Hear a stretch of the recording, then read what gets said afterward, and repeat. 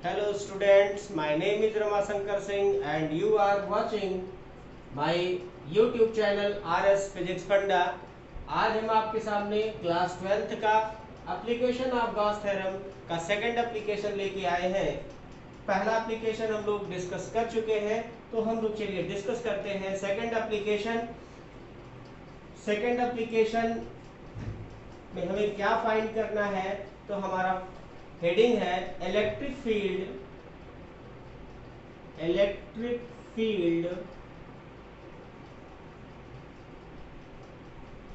Due to a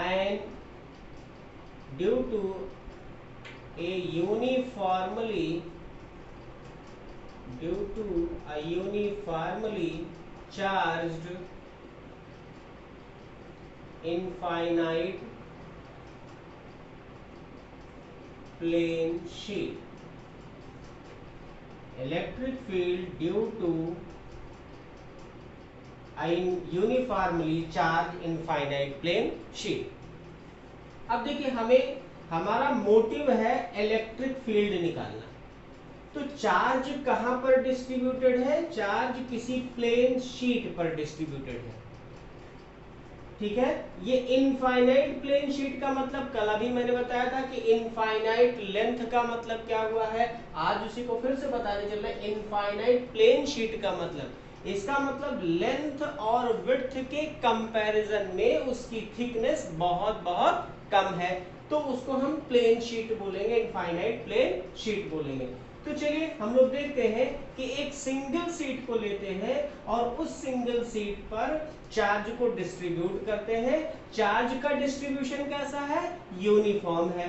तो उससे कितनी इलेक्ट्रिक फील्ड हमको मिलेगी वो हमें कैलकुलेट करना है, और गॉस थ्योरम के यूज से। तो मान लेते हैं कि कोई एक प्लेट है और इस प्लेट की एरिया हमारी ए है, जिस पर चार्ज यूनिफॉर्मली डिस्ट्रीब्यूटेड है। तो मान लेते हैं इस पे पॉजिटिवली चार्ज यूनिफॉर्मली डिस्ट्रीब्यूटेड है, ठीक है।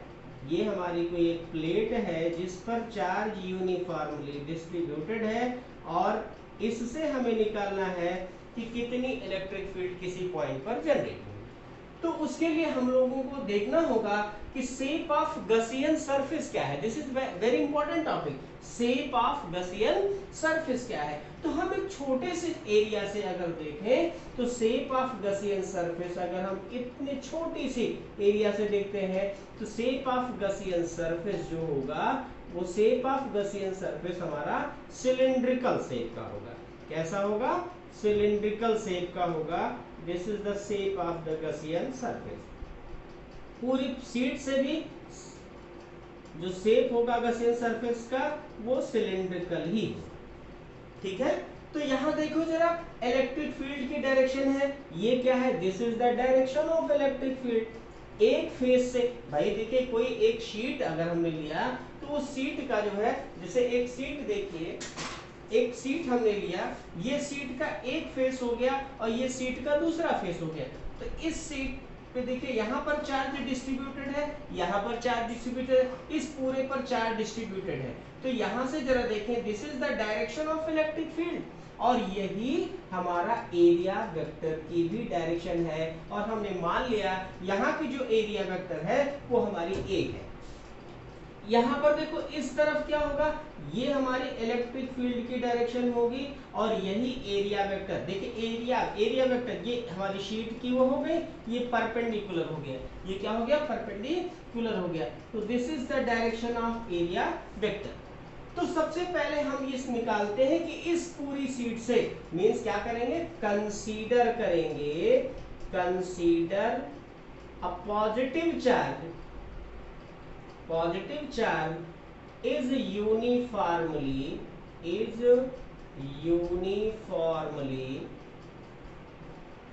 distributed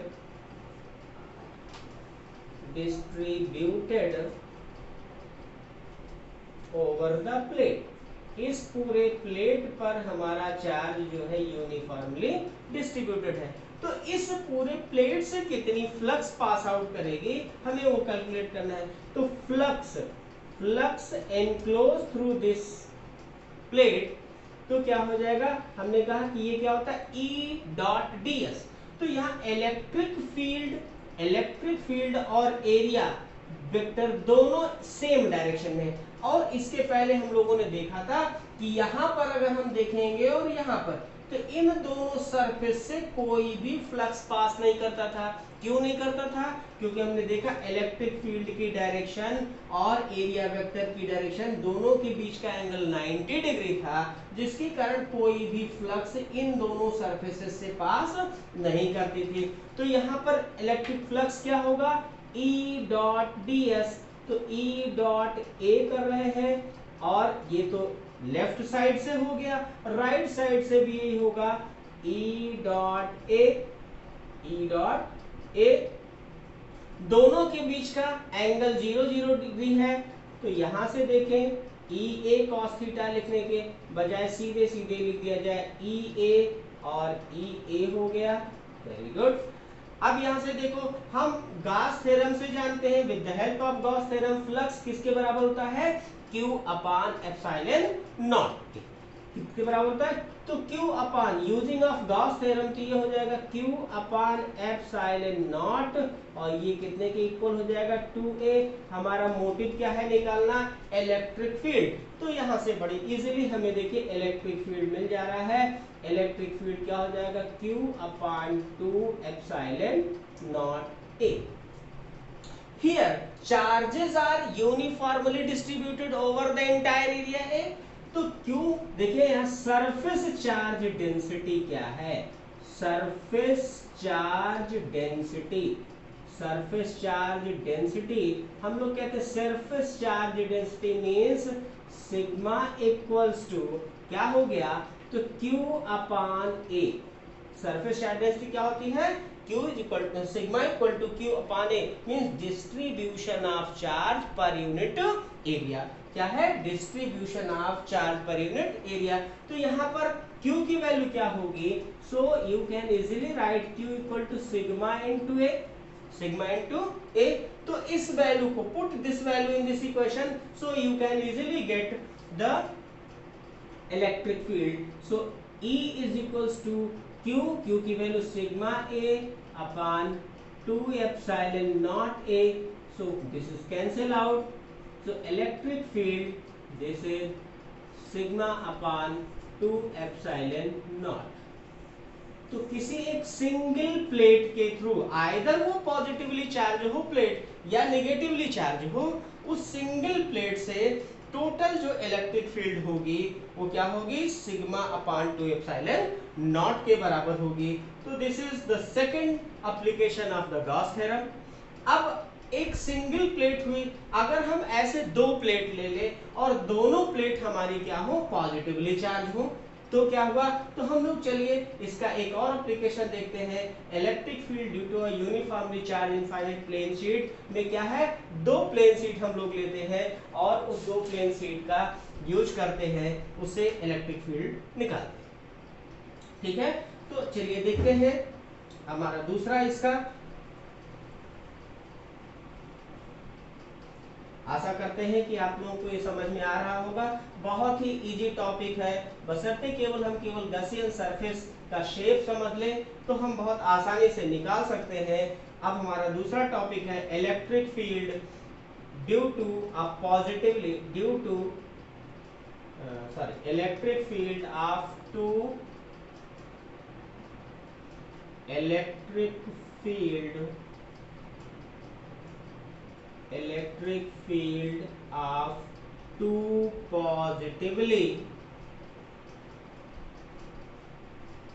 positively charged parallel plates।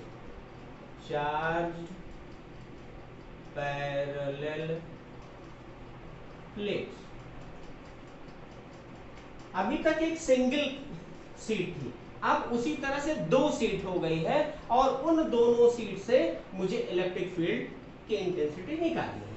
तो देखिए बहुत बहुत बहुत इजी है, अगर इसको हम ध्यान देंगे तो शायद 2 मिनट में ये समझ में आ जाएगा।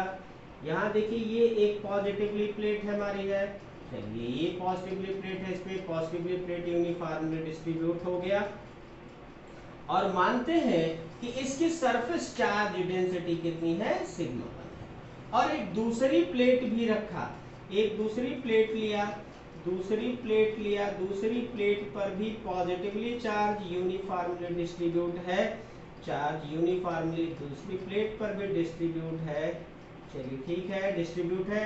इसकी सरफेस चार्ज डेंसिटी को मैंने 2 ले लिया, सिग्मा 2 ले लिया।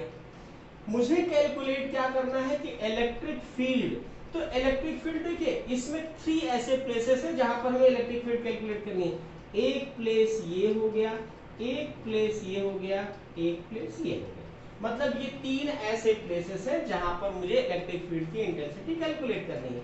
तो ये A हो गया, ये B हो गया, ये C हो गया।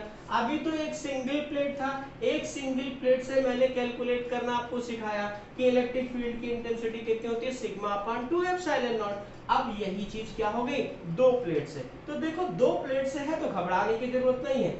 अभी आप एक प्लेट समझो, दूसरे प्लेट को मान के चलो कि नहीं है, और इन तीनों प्लेसेस पर हमें क्या करना है, इलेक्ट्रिक फील्ड की डायरेक्शन को देखना है। अरे तो भाई देखो ये पॉजिटिवली आउटवर्ड होती है, तो ये this is the direction of electric field. हमने कहा पहली प्लेट के कारण ए पॉइंट पर डायरेक्शन इलेक्ट्रिक फील्ड की इवन हो गई, आउटवर्ड। इस बी पॉइंट पर भी क्या होगा, आउटवर्ड ही होगा। ये पहली प्लेट, अभी हमने कहा दूसरी प्लेट को ये मान के चलते दूसरी प्लेट है ही नहीं, हम ये मान के चलते दूसरी प्लेट नहीं है, तो और तीसरी प्लेस पर भी आउटवर्ड ही होगा, normally outward. This is the direction of electric field due to first plate.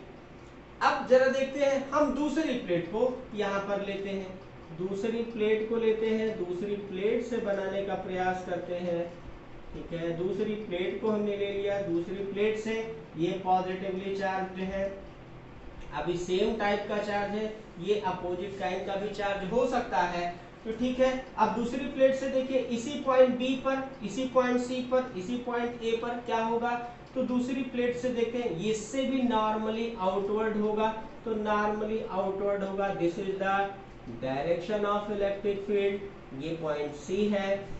यहाँ पर क्या होगा, इससे भी बाहर की तरफ, यहाँ देखिए इससे बाहर की तरफ, this is the direction of electric field E2 हो गया, और यहाँ पर भी बाहर की तरफ ही होगा, this is the direction of electric field due to second plate E2 हो गया, ठीक है। अब जरा देखेंगे, हम देखेंगे क्या, इन दोनों प्लेट के बीच में, इन दोनों प्लेट के बीच में दोनों की इलेक्ट्रिक फील्ड की डायरेक्शन अपोजिट है, लेकिन इसके बाहर देखिए दोनों तरफ पॉइंट ए और पॉइंट सी पर इलेक्ट्रिक फील्ड की डायरेक्शन एक तरफ है, मतलब direction of both the electric field due to this different plates, अलग अलग प्लेट से इलेक्ट्रिक फील्ड की डायरेक्शन सेम डायरेक्शन में है, इधर भी सेम डायरेक्शन में है, बट इन मिड, इनके बीच में direction of electric field is just opposite. So net electric field at point A and at point C, देखिए ए और सी पर जो नेट इलेक्ट्रिक फील्ड होगी, क्योंकि यहाँ दोनों डायरेक्शन क्या है, अपोजिट है, तो यहाँ नेट इलेक्ट्रिक फील्ड ऐड हो जाएगी, और इन मिड इसके बीच में इलेक्ट्रिक फील्ड की डायरेक्शन क्या है, एक दूसरे के अपोजिट है, तो यहाँ पर जो है माइनस हो जाएगी। यहाँ पर इलेक्ट्रिक फील्ड की डायरेक्शन क्या है, सेम है, तो ऐड हो जाएगी। यहाँ पर इलेक्ट्रिक फील्ड की डायरेक्शन सेम है तो ऐड हो जाएगी, लेकिन यहाँ पर इलेक्ट्रिक फील्ड की डायरेक्शन अपोजिट है तो वो माइनस हो जाएगी। तो यहाँ नेट इलेक्ट्रिक फील्ड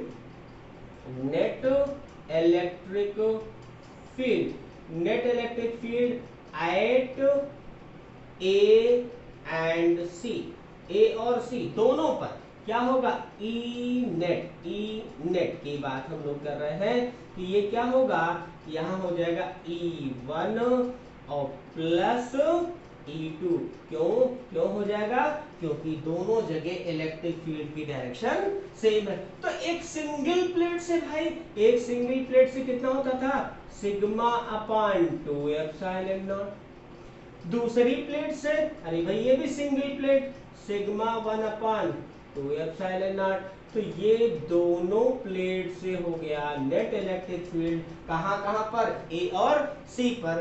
तो हमारे पास देखिए ई हो गई, ई की वैल्यू ई नेट हमने लिख दिया, ई की वैल्यू क्या हो गई sigma 1 plus sigma 2 upon 2 epsilon not.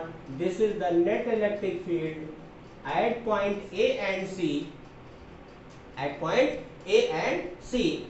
अब यहां देखो, देखा जाए net electric field, net electric field, electric field at point B, B पर मिड में ये क्या है, बिल्कुल सिंपल सा दिख रहा है, इलेक्ट्रिक फील्ड की डायरेक्शन दोनों एक दूसरे के अपोजिट है। तो यहाँ ई नेट डायरेक्टली लिख दे रहा हूं, ई नेट क्या हो जाएगा, यहाँ पर लिखेंगे sigma 1 minus sigma 2 upon 2 epsilon not. अगर अब यही कंडीशनल फॉर्मूले को देखा जाए, ये मेरा नेट इलेक्ट्रिक फील्ड हो गया। अब कंडीशन लगा दी जाए, क्या कंडीशन लगा दी जाए कि मान लेते हैं इफ कंडीशन क्या लगाई जाए, if surface charge density sigma 1 equal to sigma 2 equal to sigma, मतलब सरफेस चार्ज डेंसिटी, दोनों की सरफेस चार्ज डेंसिटी सेम है, तो नेट इलेक्ट्रिक फील्ड क्या होगी, E at A and C, electric field at A and C क्या हो जाएगी, या सिग्मा 1 की जगह सिग्मा 2 की जगह सिग्मा अपॉन 2 एप्सिलॉन नॉट। तो यहाँ हो जाएगा 2 sigma upon 2 epsilon nought, 2 cancel हो जाएगा। तो electric field at A and C, A और सी पर क्या हो जाएगा सिग्मा अपॉन एप्सिलॉन नॉट। और अगर हम इलेक्ट्रिक फील्ड कहाँ पर देखेंगे, बी पर देखेंगे, तो electric field E at B, electric field at B, तो यहाँ हो जाएगा sigma minus sigma upon 2 epsilon naught, that is 0। तो इसका मतलब मिड में अगर सरफेस चार्ज डेंसिटी सेम होगी तो E at B must be equal to 0। तो this is the second application of the Gauss theorem. और हम लोग अगर यहाँ पर चाहें तो बहुत आसानी से और भी निकाल सकते हैं। अगर एक पॉजिटिवली चार्ज ले लें, एक नेगेटिवली चार्ज ले लें, तो एक हमारा कैपेसिटर बन जाएगा। तो हम लोग अगले लेक्चर में ये डिस्कस करेंगे कि कैसे एक पॉजिटिव और एक नेगेटिव के कारण कैसे हमारी इलेक्ट्रिक फील्ड निकलेगी। ठीक है, this is all about, thank you.